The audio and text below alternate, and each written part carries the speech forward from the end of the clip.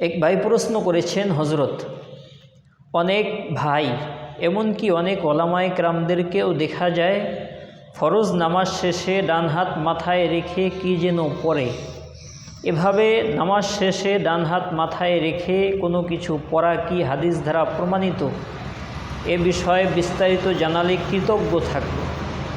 হ্যাঁ প্রিয় ভাই, আপনি খুব সুন্দর একটা প্রশ্ন করেছেন, যে বিষয়টা আমাদের অনেকেরই জানা নাই।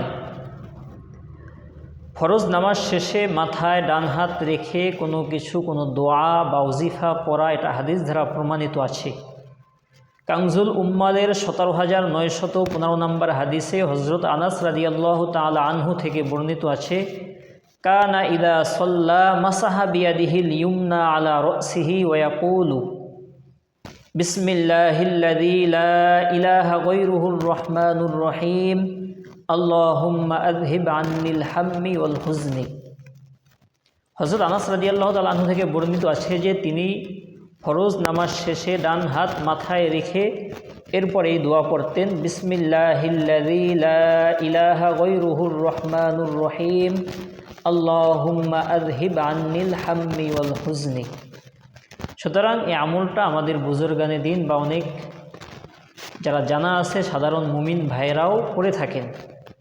তবে এই আমলটা সরাসরি সুন্নাহ বা মুস্তাহাব আমল এটা বলা যায় না।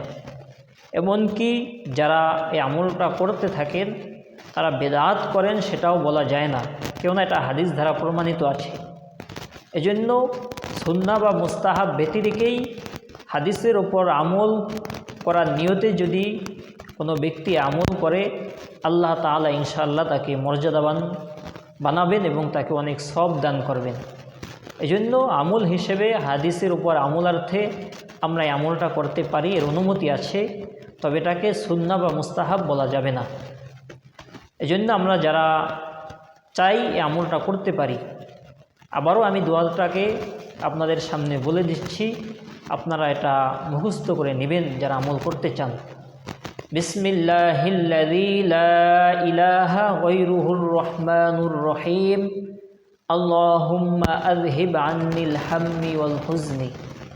বিসমিল্লাহিল্লাযী লা ইলাহা গায়রুহুর রহমানুর রহিম আল্লাহুম্মা আযহিব আন্নিল হাম্মি ওয়াল হুজনি।